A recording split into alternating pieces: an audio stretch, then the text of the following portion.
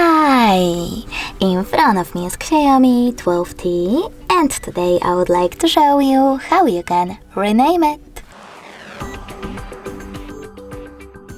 First of all, you need to open Devices Settings and tap on About Phone section at the top. Now click on device name over here and type in wherever you wish to. I will go with Rosa.